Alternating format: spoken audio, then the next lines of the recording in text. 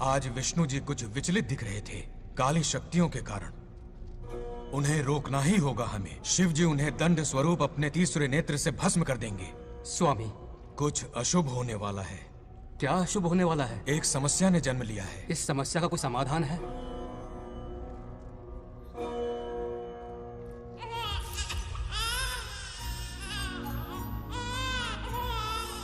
समाधान ने भी जन्म ले लिया है। क्या समस्या और समाधान में कोई रिश्ता होगा? क्यों नहीं। जन्म और मृत्यु, उत्पत्ति और विनाश, ये सब विष्णु जी की लीला है। ये बंगार राजू का बेटा रामू है और ये उनकी पत्नी सत्यभामा। सब बहुत खुश थे, पर तभी ये खुशी दुख में बदल गई। रामू की पत्नी सीता का देहांत हो गया। उस मासूम बच्चे को रामू और उसकी माँ सत्यभामा ने नाम दिया बंगार राजू। बंगार राजू। उसी दौरान उसके पड़ोसी रमेश के घर में एक बेटी ने जन्म लिया जिसका नाम रखा नागलक्ष्मी। बहुत शुभ नक्षत्र में जन्म लिया है दोनों ने। अगर इन दोनों का विवाह हुआ तो साक्षात शिव और पार्वती जितना पवित्र और सुखी रिश्ता होगा इन दोनों का। ये बात है। हाँ बिल्कुल। रमेश, बंगार राजू और नागलक्ष्मी की जोड़ी शिव पार्वती की जोड़ी होगी। दोनों की शादी करवा दे।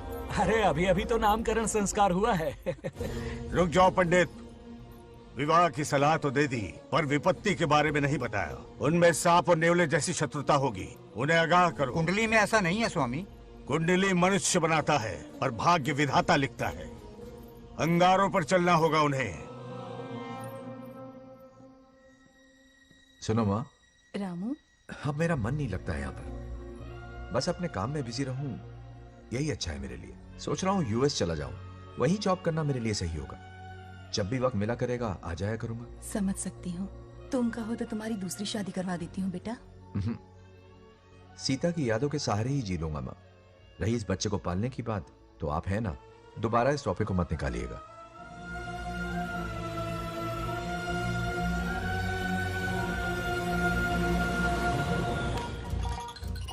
सत्यभामा ने माँ और बाप दोनों का फर्ज निभाया।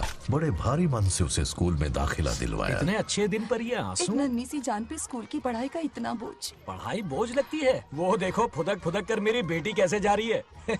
वो लड़की है, हालात से समझौता कर लेगी। आओ बेटा, वहाँ लड़कों के बीच बैठो। ये हार मुझे दे दो। जाओ जाकर बैठ जाओ बेटा, जाओ। हाय।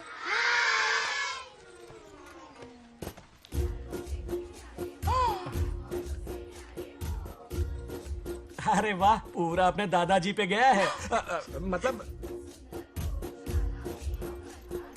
अरे आदि, बंगार राजू ने इसी स्कूल में एडमिशन लिया है, क्लास में बैठा है। उसका ख्याल रखना बेटा। ठीक है।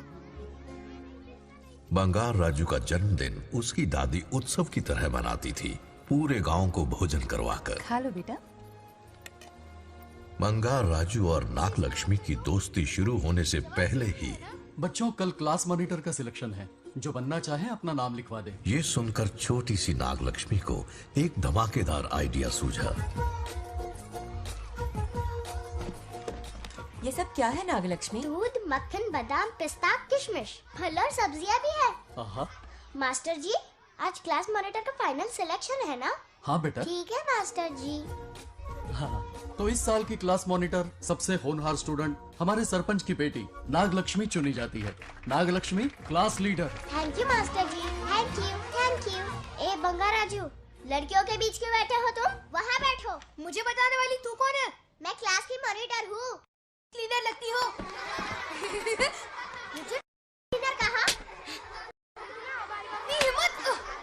तूने मुझे थप्पड़ मारा।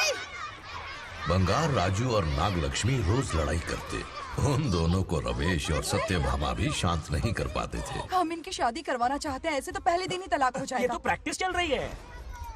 अरे आदि, बंगार राजू कहाँ है? वो रहा वहाँ।